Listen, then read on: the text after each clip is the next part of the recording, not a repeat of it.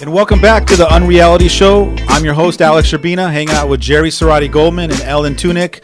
And you're watching the Unreality Show, where we talk about all the dysfunctional behaviors that happen in reality shows today. And we talk about how we can learn from them, how we can take what's going on in the shows and have it mirror our lives, and what are the takeaways that we can do, and how we can kind of reinvent ourselves and really learn from these shows rather than just having them be a waste of time. I know for me, when reality shows hit a certain point, I just stopped watching them because maybe I was in resistance to them, because at the time of my level of consciousness, I wasn't able to see the value of it. But I think as I grew and as I started to open up and expand my mind a little bit more, I'm able to shift my perspective, and now I can actually sit down and watch it from a different perspective and actually learn something from it if you're able to switch it like that. And that's kind of why we're having the show, so we could talk about stuff like that. But before we went on a break, you asked a very important question, and I want you to re-tee that up for us. So there's a new show on that your grandkids are watching. I've heard about it. We did a story here on KHTS last week about it. It's called 13 Reasons. Reasons Why. And because of the show, there's been an increase in suicide. So for the child that is not of healthy mind and sees this as something different and sensationalized, I haven't watched the show, it's a problem. As a parent, what do we do? My kids are older, but for the listeners out there, or when my child becomes older, when my kids were growing up, we didn't have reality shows. We had Little House on the Prairie. Which is a great show. Because this is just another add-on with social media that parents these days are dealing with. And I couldn't imagine, I would have to be in classes with you every day to figure out how to. Yeah, I think back when you were growing up, you guys as a family, you were around each other a lot, so you knew everything about each other.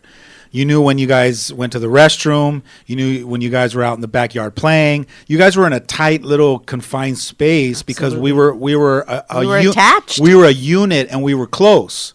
So we knew if we sat down and watched shows, we were all watching shows together in the living room. So we watched them together. With my parents on Bonanza. If later on you happen to, let's say you were lucky enough to have your own TV, you would watch I'm too old. You would watch it in your room, but the doors were open and parents would walk by, or they would check in, and they would know what you were watching. There were no closed doors in my house. In today's world, we're so separate. We do things on our own. We have 5 or 6 year olds that are watching whatever they want.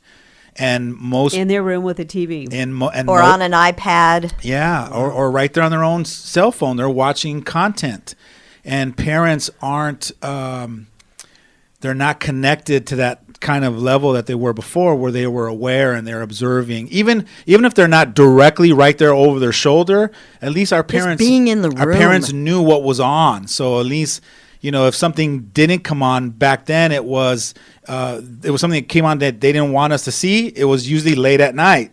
Right. Or it was on a cable show that we didn't have access to, or it got blocked out. But now, with the internet, everything's accessible, and you can watch anything you want at any time you want. And I think some of those shows, they need to have somebody that is with the younger people to be able to help them make sense of what they're watching, such that they don't take it out of context and find their own reasons to sensationalize it or give themselves permission to say this is okay. So I think that when you're asking that question, for me, it's about having parents really being plugged in to their kids' life and being aware of what they're watching. Present. Yeah. It was really interesting. Kyle Jellings and I were in a discussion last week about computers, and I think it was because of the story, 13 Reasons, and he was saying how he's got 3 little ones, that when his kids are growing up and having to use the computer will be in the living room. They will not have a computer in their room. Now, when my kids were growing up, they did not have TVs till they were much, much older in high school, late high school. They did have computers, but back then we didn't even have to worry about them playing or doing whatever on the computer. All the gaming units that they had was out.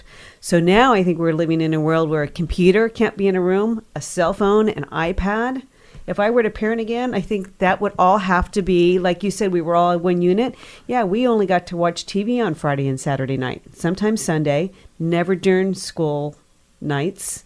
And we did it as a unit in a family room. In a family environment. I think what's going on is we're teaching families and components of families how to isolate from each other. And that when you isolate, to me, that's a very dangerous thing. Yeah, we separate ourselves, and then that bond gets broken. And so when we're confused as a young person, because that connection has been severed, or it hasn't been nurtured, or hasn't been really kind of embraced, then we don't reach out to our parents and ask them for their advice, or ask for their wisdom, or run things by them anymore. Or parents are not in the moment with their child to feel and understand that they need to give some information, open up a dialogue. Because, teenagers are pretty, how's your day? Fine. Anything happen? No. They're monosyllabic. So, but parents, if the child is in the room, I can literally, as I know my daughter can, because I've seen it happen day in and day out, when my grandkids come over, I could tell you in 30 seconds if they're on or they're off, if there's something going on or there's something not right. And I don't always get in their face, because that's probably the worst thing you can do. What's the matter? Nothing. But I can feel it. I'm my daughter's connected. We're connected with these children, and connected enough to know something's off. Something must have happened. And it's so funny, because I knew my granddaughter was off on Friday. She had texted me, hey, can I come up and hang out? Of course you can. And I felt it within the first couple of minutes. And so I always give her a chance to transition, let her try to start the dialogue. She wasn't doing that, and I wasn't going to push her. And I was going to text my daughter going, is there something going on that I need to know? But I decided, not going to do that. Well, the next day, my daughter had said to me, how was Maddie last night? And I said, funny you should ask. She said, I was going to text you, but then decided, we'll see how it plays out. Was it a fight with Mom? No, it had, she said, Mom said, I think it had something to do with school, one of her friends. And I said, yeah, I think that's probably it. But both of us just kept watching, and eventually it came out. And it came out on her time, in her way, with her voice. And for me, that was really great, because I think I would have put, maybe 6 months ago, I would have started to ask some questions. And I contained myself and decided I'll just give her time and space, and her mom gave her time and space, and it eventually came out. But she's in my living room. We're together. We're talking. We're having life together. She was not isolated. She was not away. What's funny is that you did it again. You discredited your own self, because you said that it just eventually came out. And it wasn't that it just eventually came out. It came out because of who you were being in her space. I showed up. You showed up in a certain way that was loving and safe and neutral. And kind and non-judgmental. Yeah. And so I think it was, and that's why a lot of times parents don't understand that it's in your way of being that we can really open up a safe space for kids to share with us that happens like a magical ingredients, rather than trying to force it on them. Or a lot of parents aren't even aware and conscious and present enough to even notice the red flags. So there's so much in what you said as you were describing that. I was getting excited because you were basically explaining to me, a coach, that you were showing up in a certain way that made her feel safe. So grandma made her feel safe. You spent quality time with her, and then all of a sudden that stuff starts to bubble up. You know, it's like putting a pot of water on a stove with a low flame. Before you know it, and enough time goes by and it starts bubbling. And your flame wasn't high; it was just consistent. And low and slow. And before you know, it started bubbling up, and it just started to spill over. So I have to ask you back to the Bachelorette. what was your response when they were playing basketball? Rachel's a big basketball person. She's an athlete. And so she took 10 of the guys and she put them on the basketball court. Because she was going to wipe a bunch of them out just with basketball. So she watched them on the basketball court, and then she set them up on teams to see how they interacted on the court as a team. One of the gentlemen was really a chest pumper. You know, I'm great. Watch me.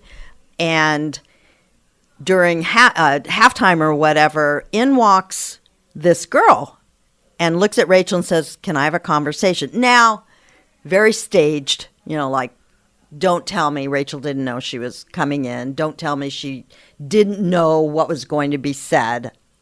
I don't know. She sits down and starts to talk about one of the players that Rachel had some chemistry with, kind of like, and basically said, "Oh, by the way, that one still has a key to my apartment. Want to see the Texas?" Oh, wow. It's the paycheck, baby. Wow. And she really responded, I thought, pretty openly and honestly, and said, "I don't want to be played." How do we show up in life with, you know, I don't want to be played? I don't think any of us want to be played in life. No, we don't. But it's our responsibility to be in tune with our own feelings and our own gut. You know, when you say you have that gut feeling, that's our intuition. And when you're tuned into your intuition, there are red flags that are going off. And when you're unconscious, you can't see, hear, feel any of those red flags. And that's how we get played. But when you're conscious and aware and you're trusting your gut or trusting your intuition, it's always telling us, this doesn't sound right. This doesn't seem right. This doesn't feel right. And those red flags and that intuition is always guiding us down the path to help our life be extraordinary. And I think most of the time, and just from, you know, working with my clients, a lot of the times, and probably 9 times out of 10, clients will tell me all the times I've gotten myself into trouble is when I'm not listening to my gut. Absolutely. That's not when I'm listening to my gut. First intuition that says, no, don't do it. Why would we not listen? Because we don't know. Well, yeah. Go ahead, Alex. No, go ahead. No, I believe that most people are not aware enough, not conscious enough to know that that's the little guy on the shoulder, a little girl on the shoulder that's telling you that it's chatter. Just no. That's the first. I think it's the first step to say this is what you should do. We just don't know that we're not listening to it. We think we are. Like, and even for myself, like before I started this journey of consciousness and awareness and awakening, I thought I was awake and aware and conscious. Wide awake. Yeah. If you told me when I was unconscious that I was unconscious, I would have probably argued with you to be right and defended myself. And I would have thought that you were crazy, that you were unconscious and you weren't aware. So it's that whole ego game. We don't know we're unaware and that we're not tapped into that level at a deeper place until we have that life-altering wake-up call. We go, oh, my God. There is a lot more for me to really tap into, and I want to start going down that journey. Yeah, and so we don't know. We don't know that we're not aware and we're not tuned into that because we think we are. There have been many times where I have felt the gut, but then questioned the gut. That's right. Well, that's ego's questioning it. Your ego's always questioning your gut and a feeling and your intuition because it doesn't want you to follow that. It doesn't want you to be spirit-driven. It's invested in you listening to it. And its job, the ego, its job is to keep you safe and to protect you. So it's fear-driven. So you're basically being run out of fear. And I'm glad we got somehow circled back around to fear, because one of my takeaways from this show that I watched a couple of days ago, it's all fear-driven. That whole show is all fear-driven. Those guys, as I was sitting there watching them do their games and playing their games and manipulating and the dance and doing all that, it was all fear-driven.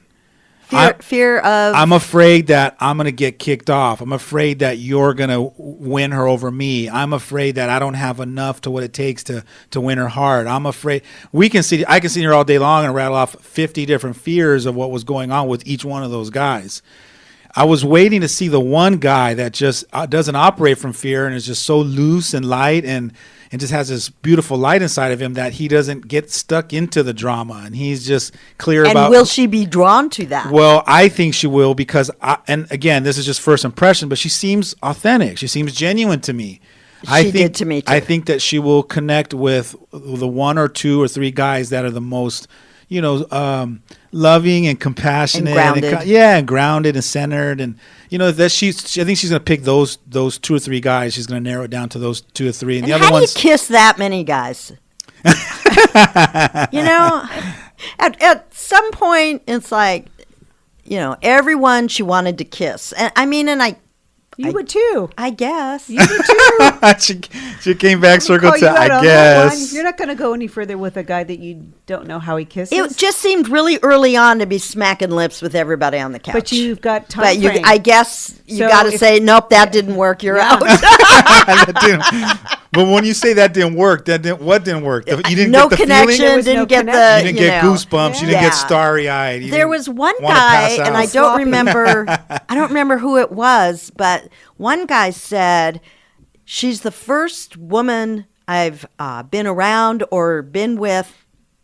I get butterflies. I haven't gotten butterflies," and I thought, wow, that's a really great and very authentic thing for a guy to say. Because usually, because she had said it earlier, was, I want butterflies. And the guy had said, she gives me butterflies. And I thought, wow, that's really cool. Okay, I'm going to mark you down. I like you. See, I think that's why people like the show, and I'm going to go on a limb and probably say majority of the people that like the show are women. Yes, would you agree or not? Are guys watching the show? You might be surprised. Are guys watching the show? Yes, are they? Okay. Aaron's So then let me just say this about the women viewers. I think they're also picking. Yes, we are. Are you guys picking? Yes. You're narrowing down, yes, right? Just yes. like if you were her in her shoes. I could be right behind her on that couch, going, no. So you're either picking for, this is who I would pick for me. I'm picking for her. No, I know.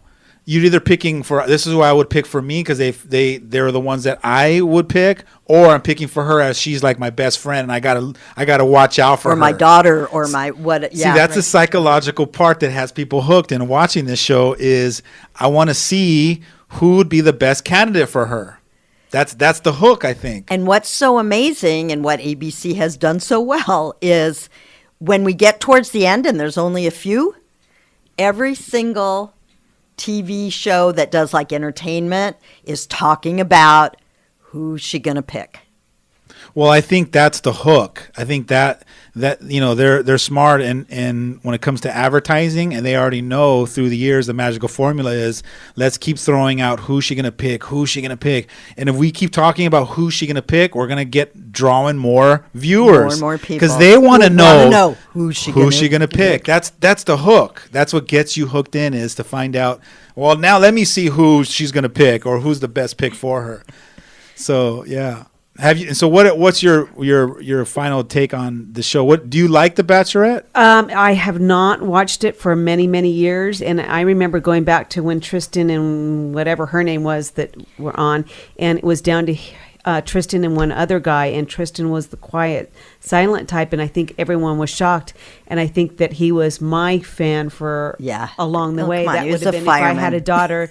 It's so true. If I had a daughter, that would be the guy. Would have been your selection. Right. The one that was steady, the one that cared about his family. He was kind. I was looking for the one that was exactly kind and the one that had the greatest interaction with his mother. That was very important to me. I feel we're gonna go on another break, but I just want to, before we go, I want to just throw this out there. I feel like as a woman, you guys would pick the guy that would be the dreamboat guy, like has it all, like the one you just described. Like, I wouldn't want my daughter to marry this guy, and he's amazing and he's charming and all that. And then I feel like but I like that the guy. bad boy. I like the bad one. The one. So I feel like there's two. Depending on, it's like socks. Like which pair of socks am I going to wear? Am I wear the White snow ones or the socks, colored ones? or the thin ones for summertime? Yeah. All right, stay tuned for more of the Unreality Show right here on your hometown station KHTS. And welcome back to the Unreality Show. My name's Alex Urbina, hanging out with Jerry Cerati Goldman and Ellen Tunick. You're listening to the Unreality Show. We're talking about the Bachelorette, and we're talking about all the major dysfunctions that's going on in that show, and there's a lot of them. But how do we learn from that, and what's the takeaway? Before we went on a break, I threw out a possibility that as a woman, you guys choose, you have a couple different choices. You can choose to date or go after the guy that you just, you have no problem bringing him home to the family and introducing to your dad or your mom. And there's the guy that you probably won't bring home at all. You're just going to go out and hang out and have a good time. Is that legit or not? Is that a good possibility? I think it probably depends where you are in your life. So it depends on the different stages that you're at. Different stages. I know for myself, there were plenty of guys I did not bring home. I would select those and choose the ones to bring home, to introduce to mom and dad. And there were those that there was no way I was bringing them home, but they were fun. And I get it. That's the only reason why I think that you would choose the bad boy or the tough guy is because they're exciting, right? Fun, exciting. And then there's the boring. So what is it, to find the guy, the happy medium, the one that can dance on both sides of that line, or what? Yeah, there's got to. Why are you so quiet? I know you have an opinion. I've got peeps listening to the radio show. You still have an opinion. I know. I tended to toe the line. There was a couple times where I didn't. And when I did bring them home, and it ended up, they were older, which really upset my parents.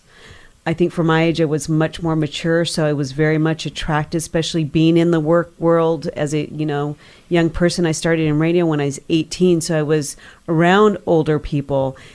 But it was amazing how much that upset my parents. And they weren't the bad boy; they were just older. So did you try to justify that with your parents? Say, hey, did you at the time say, hey, talk to them? They're more interesting than the guys at my age. My dad had a total issue with the age difference. So I was. So he wasn't open to listening to your rationale or at all whatsoever. There was a time that he got so upset with me that I moved out for a little while because it was like, have your opinion, but this is what I'm going to do, and I moved out. I was as much as I was pleasing, I was very independent. It's fascinating because my oldest daughter just recently married, and her husband is 10 years younger. It was very challenging for me when they first got together. We had many a long talk about, you already have kids, he doesn't have children, you're 10 years into your career. You're 10 years more in life experience. How, do you really believe in your heart of hearts that something like this can work? And I wasn't I absolutely supported because I trust her, I believe in her, but I wasn't, it was very hard for me. I wasn't having it. And some of her family members felt the same way. Well, they were together for almost 8 years, and they recently married. And I am so on board now. He's wonderful. He's loving. He's everything Tracy was looking for. So what held you back in the 8 years ago when they met? A belief system that, just a belief that 10 years difference. Now, interestingly enough, if it had been the reverse, it would have been okay. It would have been fine. I don't think I would have had an issue. But women don't usually marry men 10 years younger. So it was nothing more than my own belief system that said, well, this couldn't possibly work. And so it had nothing to do with him as a person, immaturity or anything like that? Yeah, I thought he was a little immature, and he did a tremendous amount of growing up in the 8 years that they were together. But, I literally kept saying to myself, trust your daughter, trust her heart, trust where she comes from, and embrace it. So I did, and I couldn't be happier for. The one thing that I didn't hear from you in that is anything about love. Well, just the whole scenario. I didn't hear not one thing. I didn't hear you talk about love, like, because the whole time I'm sitting here, I'm thinking, did you ever ask her if she loved him or not? Because we can sit out here like in the bleachers and criticize and judge and give our opinion based on what we think what's good for each other and all that kind of stuff. But the one question I think would be missing is asking your daughter, hey, do you love him? And we did talk about that. And did that come into play for you? That she loved him? Yeah. Did she convince you, Mom? Because I feel like if I went to my daughter with a concern that I had about whoever she chose, and I sat down and we had this deep, meaningful conversation about it, and I got my concerns out there, and she just looked at me and broke down and goes, but Dad, I love him. Then everything would just go out the window, because to me, love overrides age and occupation and distance. And for me, it's when you're in love with somebody, you're in love with someone. And yes, I mean, she was absolutely in love with him. And for the first couple of years, I didn't believe her. It was like, okay, I hear you. I hear you say that you love him. I'm just not on the... And why did she wait 8 years? Because they both really felt they had a lot of things to work out and discover and practice and learn about one another. Tracy, one of her biggest issues was, are you going to want children? I have to. Will that be enough for you? And it took him a while to figure that out. And guess what? I'm going to be a grandmother in November. They're having a baby. Congratulations. Yeah. On that note, Waboom. we'll see you next Friday. The Unreality Show every Friday at 1 o'clock. Thanks for tuning in right here on your hometown station, KHTS.